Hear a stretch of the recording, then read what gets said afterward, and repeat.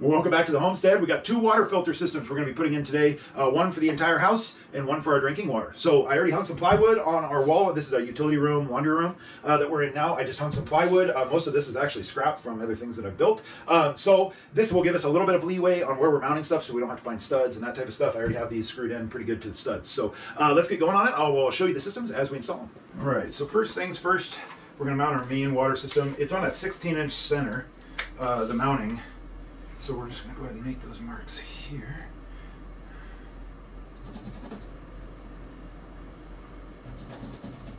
So I'm going to go ahead and put those in studs.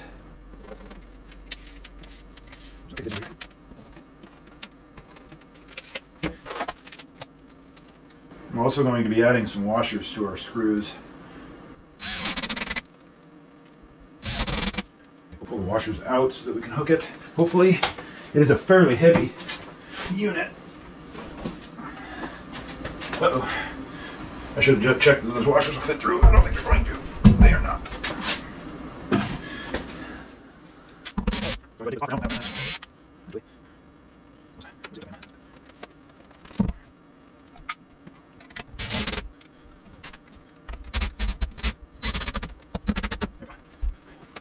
All right, so that's our main system there.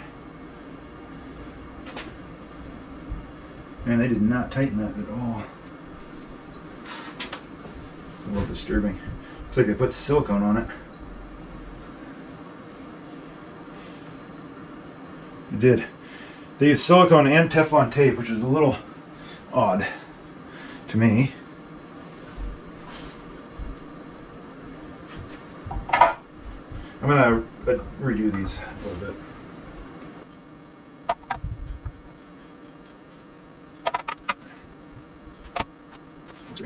This is our filtration system for our drinking water. I want to move this over this way because it does require having a tank. I believe I'm going to build a shelf for it right here. That's my plan anyway. So we'll build a little corner shelf to mount that. Obviously that's going to be pretty heavy, so it's going to be a pretty stout little shelf. But I'm going to get everything plumbed in before we 100% decide where we're going to put this. I just want to keep that in mind so that I have our system moved over far enough. Oh, I see. These will just pop off. There we go. So then, I'm just going to go ahead and disconnect that for now. This one. So if you just push in the blue, while simultaneously pulling out the pipe, it comes right off. So on this one, it's not going to be nearly as heavy, so we're just going to use some handhead screws that are 3/4 of an inch long on that. I'm probably actually going to use 4 of them.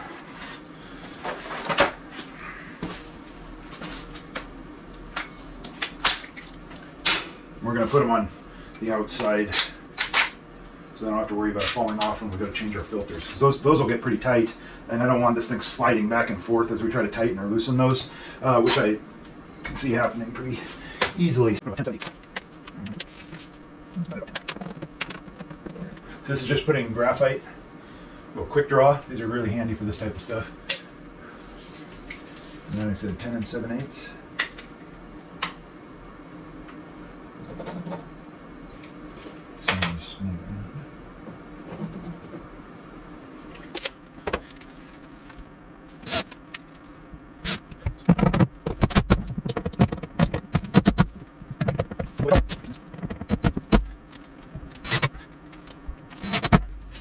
See, now we don't have to worry about sliding back and forth. So now we'll put this back on before we forgot how it was on there.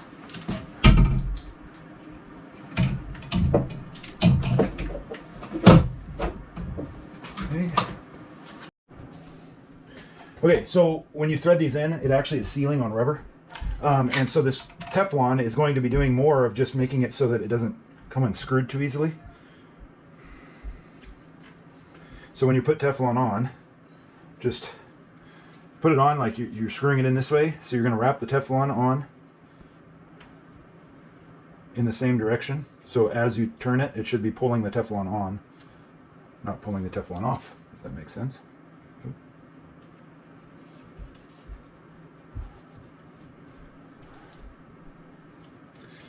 I'm going to put a pretty heavy amount on it because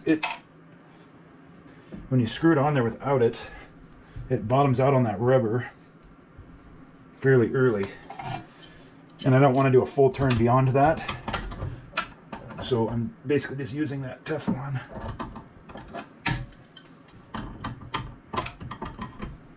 Of course, my crescent wrench is pretty big. There we go. So I'm just basically putting it in there, seeing where it stops, and then judging how much Teflon I want by that, since I can't get a lot of squish out of that rubber.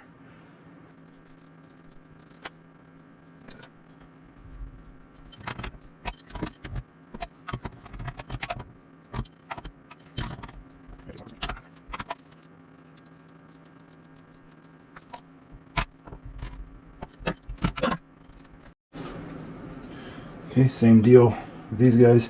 These guys don't bottom out on rubber though, but the application of the Teflon is the same.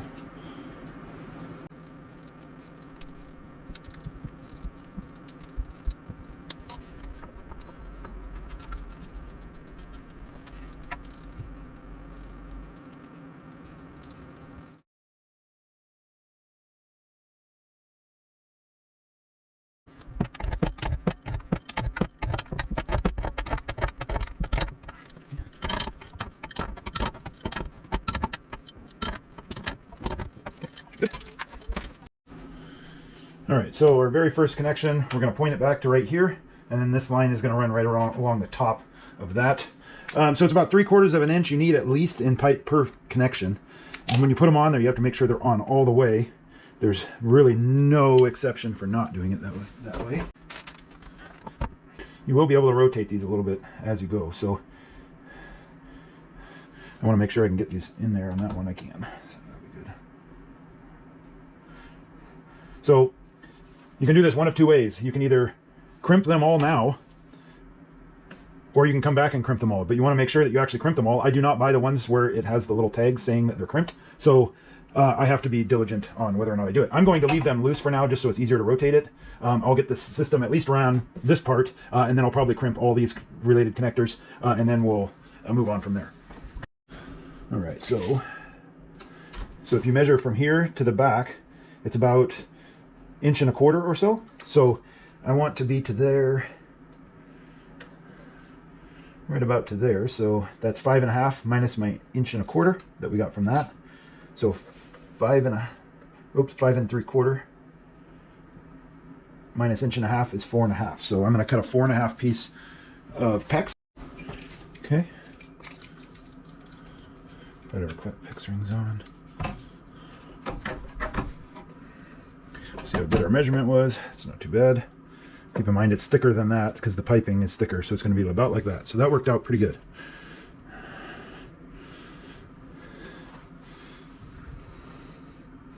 Okay. If you don't like it, cut a new piece. Don't just make it. You're talking about 10 cents of tubing there. Because I am actually thinking I don't like it. So I think I actually want to cut that a little bit longer. Let's see about how much longer. I'm going to cut that at 5 inches. That's a 4.5 inch piece. I'm going to cut one at 5.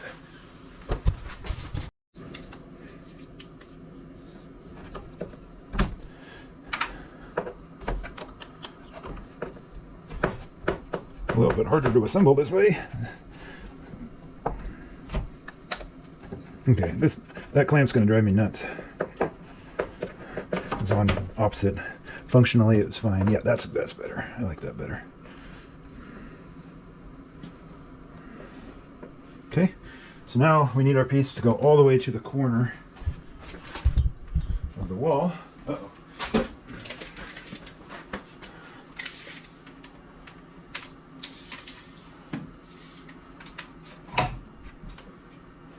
Okay, so it's 37.25, and then we have to minus our 1.25 inches. So that's 36 exactly, so I'll cut 1/36. Okay.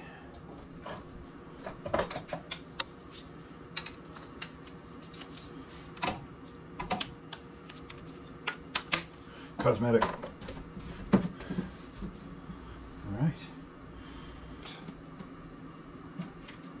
23.5 to the edge of the copper.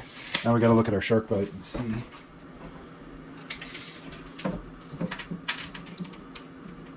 Okay, I'm just going to cut it 24, and then if it's a little long, it's just going to create more of a sweep in it than just going kind of straight.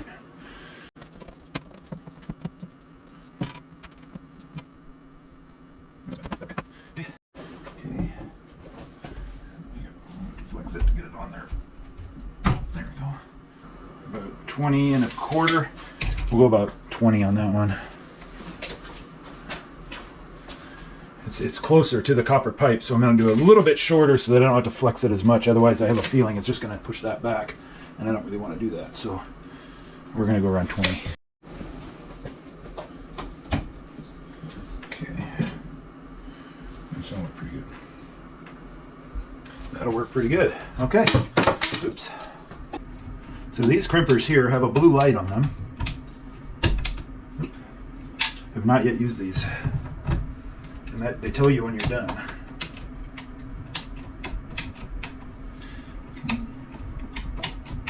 Ooh, they are very easy to squeeze.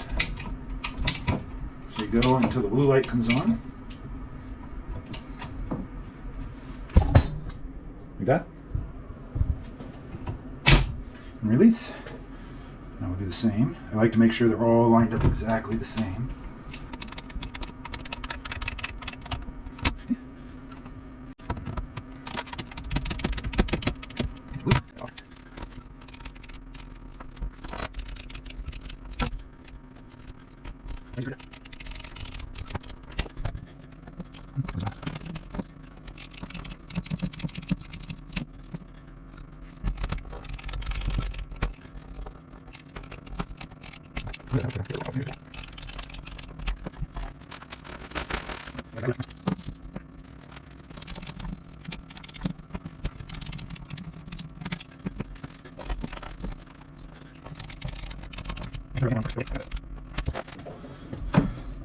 So there's that. I'm not going to attach these to the wall yet. We're going to wait until we get them hooked onto the main line.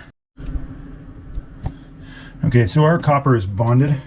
What I'm going to do is actually move this clamp down here, and then we also have one up higher, up here. So that way we're still bonded to both sides of the copper. After basically we're going to be isolating a section of this a little bit. So of course they did this on the opposite side. So what I was going to do, let's see if I can't break this loose. That one actually was not tight. So there we go.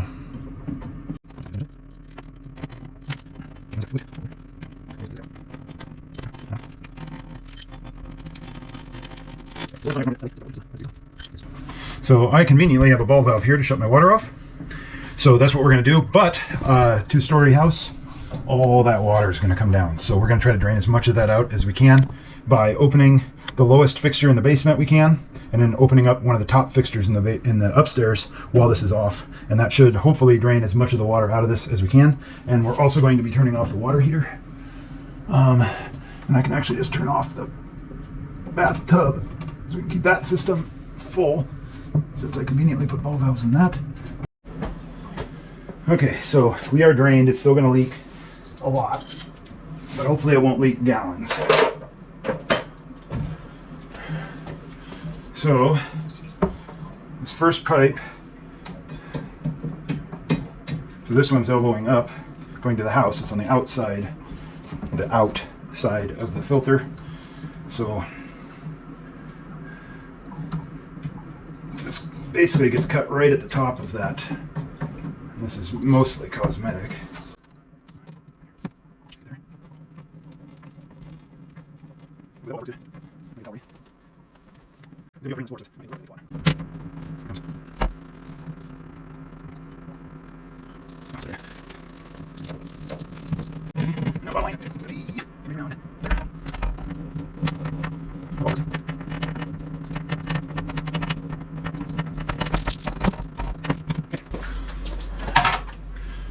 So this is an abrasive, basically sandpaper. It's in the plumbing aisle around the copper stuff.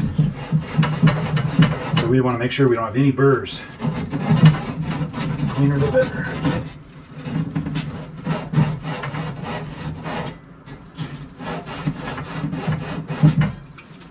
So this is the finer of the grits. It's 180.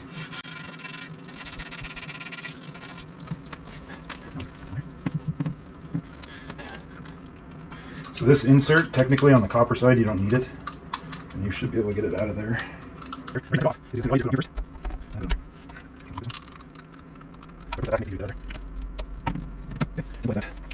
Now,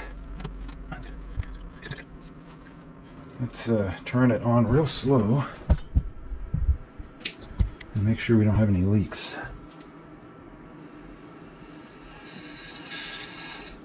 Oh, I thought it was a leak. It's just filling up water.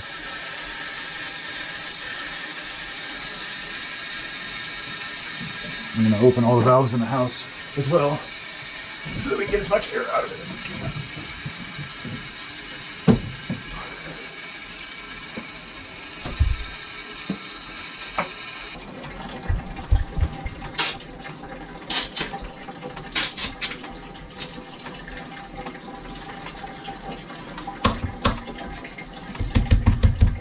We have a defective gauge.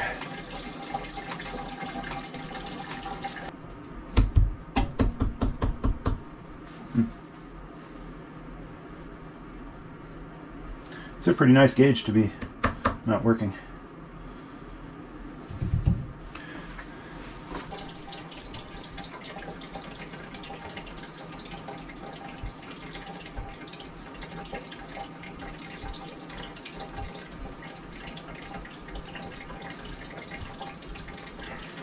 I believe we got some tape over the hole, but we got it now. Alright, so you might be asking, why is there 3 gauges? If this gauge is lower than this gauge, it's going to tell you that this filter is bad. If this gauge is lower than this gauge, it's going to tell you that this filter is bad, and so on and so forth. So this filter you'll be able to see. This will turn beautiful orange in here, and if we do have algae, it will start turning green. It'll actually start growing. There's not a lot of natural light in this room, so that may not happen as quickly as a room that would have natural light. But if you do have a lot of natural light, you'll see algae growing in that line. So there you have it. So that is done. So now we have to move on to our other one. But first, I'm going to swap out our water heater. I went to flush it out, and it is clogged up with all the rust and everything that was coming in our water. So I'm just going to swap it out. Nothing special here, just basically doing a 1-for-1 swap out. Okay, so let's see if this is self-explanatory. It says first stage, second stage, third stage. I got my little helper here. He's going to make sure my ears are firmly attached to my body. He likes to double check that every once in a while. Oh, actually, I have one right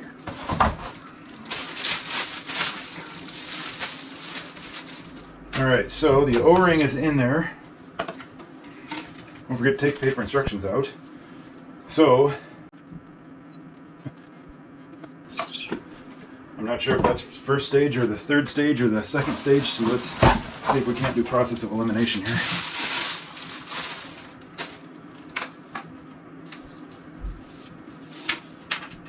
It's the exact same instructions. The instructions don't state which goes where. 10 micron. This looks like the same filter.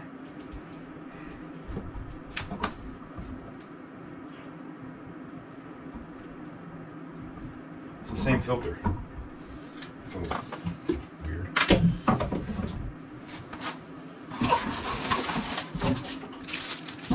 This one's different. So this is a 5 micron.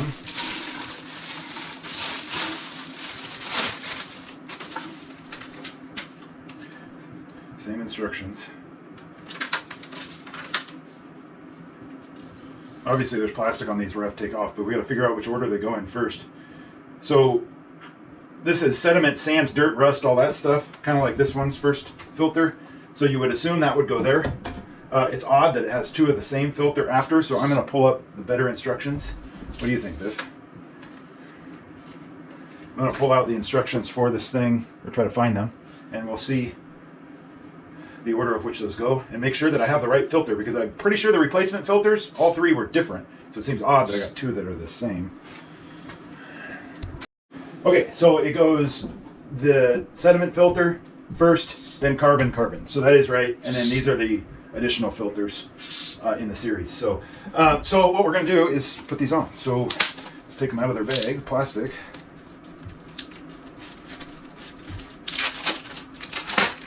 Okay, it doesn't matter. It shouldn't matter, top or bottom. Just like to make sure it's on the inlet. I have had filters like this before. And then again, make sure the O-ring is seated where it's supposed to be there.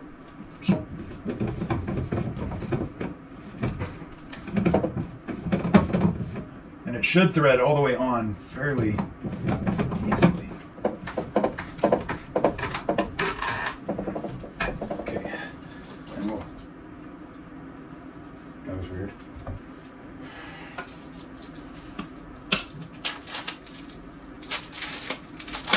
And these filters are the same. They're a symmetrical filter, but I still like to put them in the direction the label was. So these are coconut and carbon.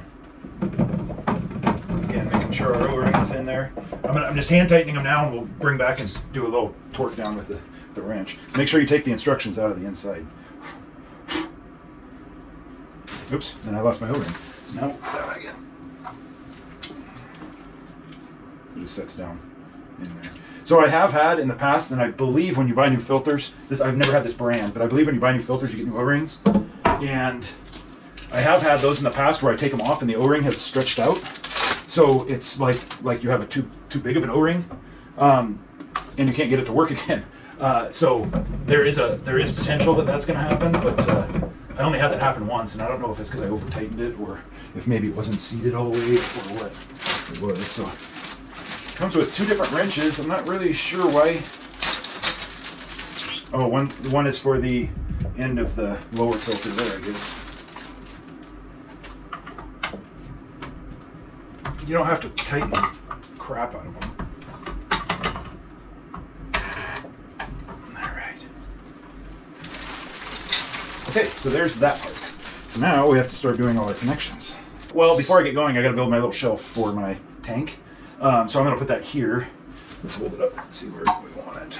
You can pretty much put it anywhere. And then I'm actually going to strap this thing. I don't like the idea of it just sitting there. They do not include any sort of way of strapping it. It's intended to sit underneath your cabinet in your kitchen sink, but our kitchen is right here. So I'd rather it be down here easier instead of laying under a sink to do it. So I'll probably just make it the same level there, and then I'll just strap it in this corner, right around this little ring right here, and that'll hold it real good. And so this will have something for it to sit on. Okay, so since Akila isn't here to advise, I took apart a little old shelf thing that she didn't have anything on, so I figured she won't miss it. So what I'm going to do is I got some cedar, and I'm going to just put some cedar strips there and there, and then we'll screw that shelf down to it like that. So that'll work pretty good, and it's about the right diameter, I hope. So we will see here in just a second.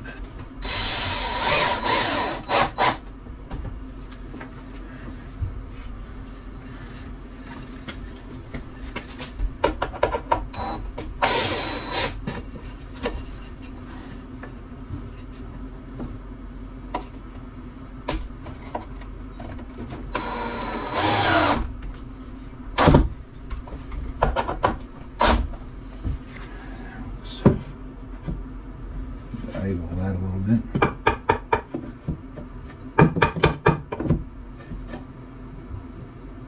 Looks pretty good.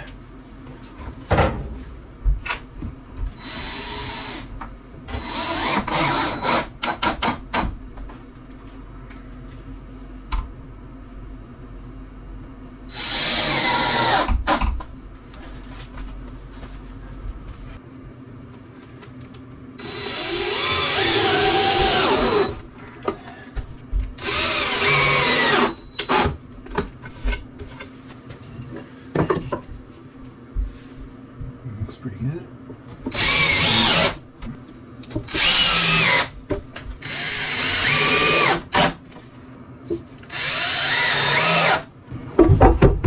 That is adorable.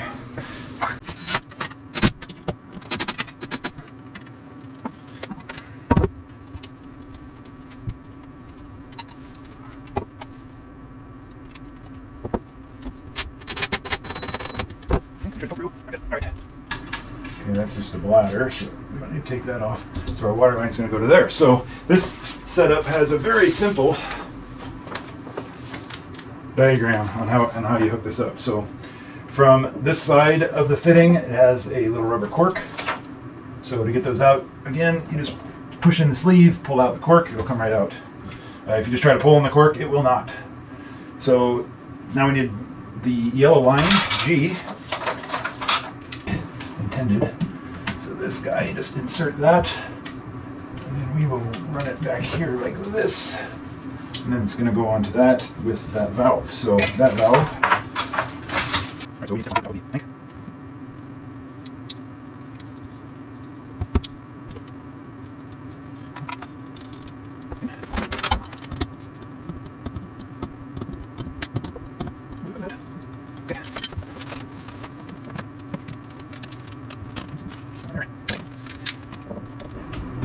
Okay. There. So now we have the black line, which is already hooked up.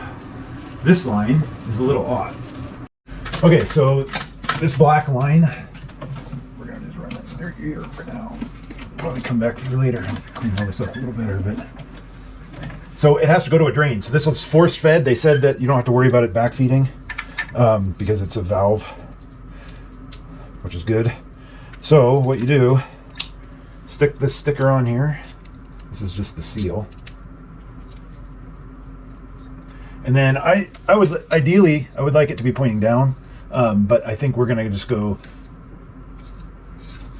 Yeah, we're gonna go sideways into it. So it's intended. I don't know if it's intended for both, but it seems like it'll work just fine on the 2-inch. But I believe this is intended for a 1.5-inch. But it appears that it's going to work. So we're not going to drill anything. We're just going to attempt it. And then if it seals up real tight around there, then we'll go ahead and drill it. If it doesn't, then we'll come up with another idea.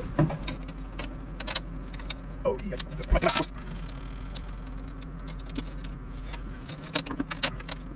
That's better. Okay, so now let's tighten them up.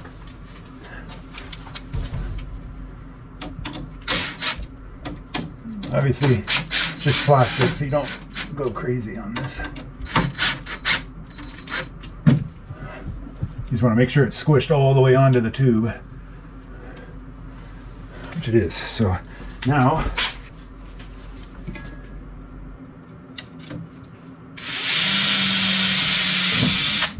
here we go.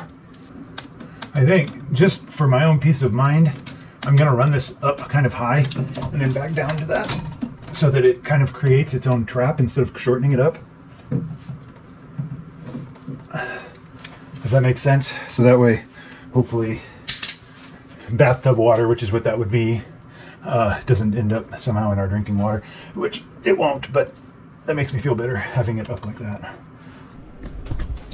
Okay, so this red line is what they have for their water cold connection line, which is a little odd, but it's red. So that's okay. So what we're going to do is we're going to tie into the cold water line up there, but just by putting a T in the 1/2-inch PEX line. And so what we're going to do here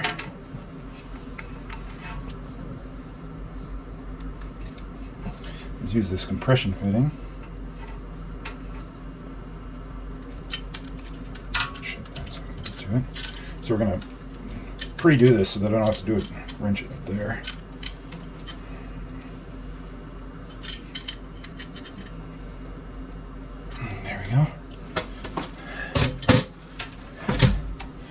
This is the alternative to using the valve they supplied us. This is one I just picked up, so it's direct to 1/2-inch PEX. So now we can just basically cut that line, put our T in it,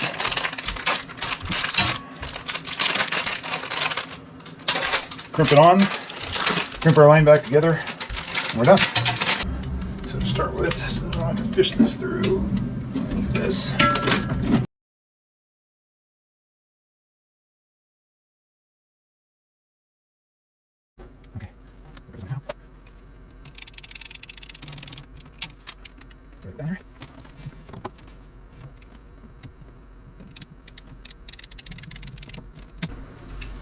Okay, we want to make sure that that is off.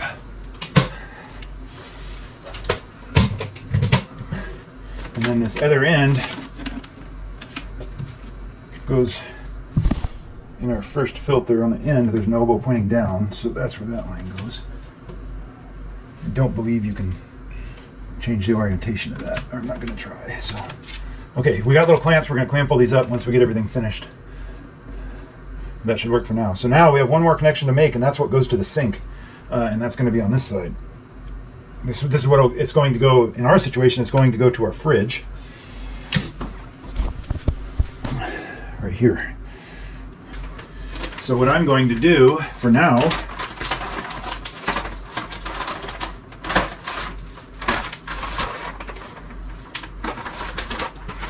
is I'm going to install a valve in here, or just off of there, so that I can turn off our fridge from right here easily without having to try to find any of the other valves, because there's a million ways in. If I can just shut off the exiting, that'll be great. Otherwise we have to go up into the ceiling and turn off the water coming into it, and then this is a bladder, so it'll still have water flowing, so I want to be able to turn the water off on the outlet side, if that makes sense. So we got a little valve that I bought separate, so just another little John guess, but this is a push on. That way I can put it right here, so that'll be off. So, and then this is going to turn around and run back up, so I don't want this to be too terribly long there, so we'll put it right about there.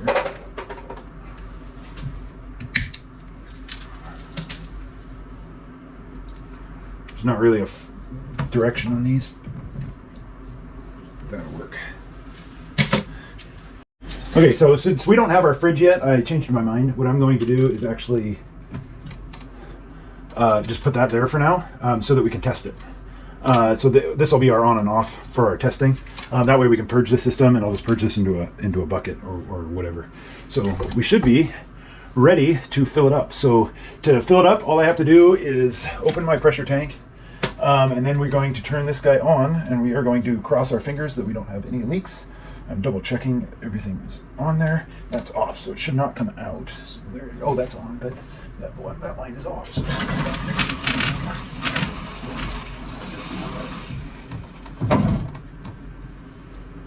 Okay, so that was odd. Okay, here's a little hack. So these coax clamps work really good on this quarter inch refrigerator or ice maker line, or whatever they want to call it. It clamps on there really good. They don't really make good clamps for this stuff intended for it, so I just want to make this look as clean as possible.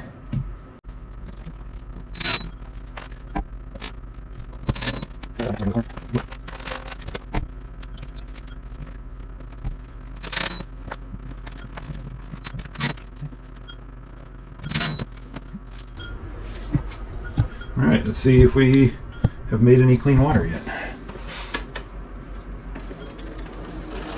Quite a bit. So it is the first time you use it, it's going to be gray.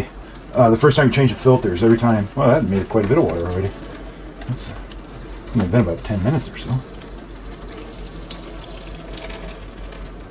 There it goes.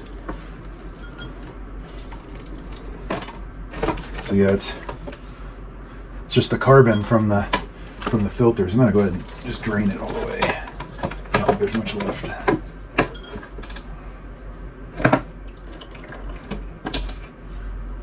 That carbon won't hurt you, but it definitely doesn't look very appealing.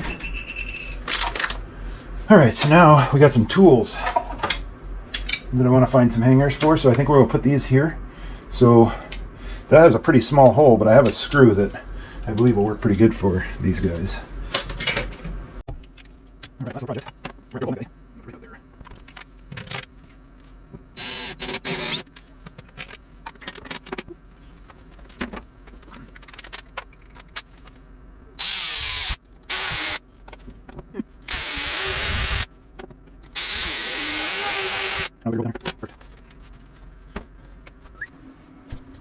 So there you have it.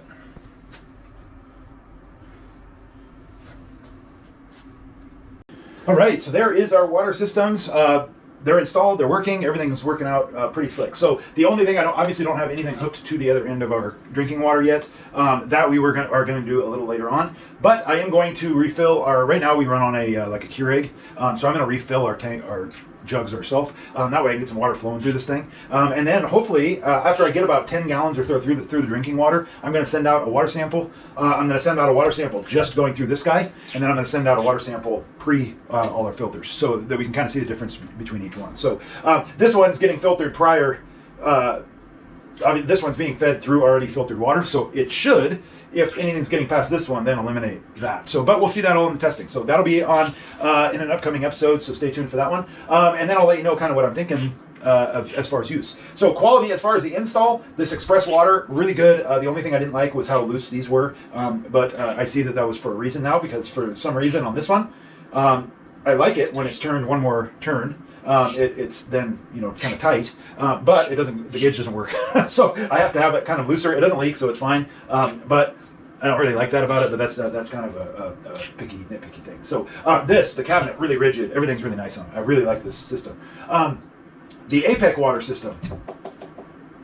Rigid is not in the anywhere in the statements for that one. I don't really like the way that they have this tank sitting on that little plastic carriage that's supposed to be underneath your... Oop, where are you going?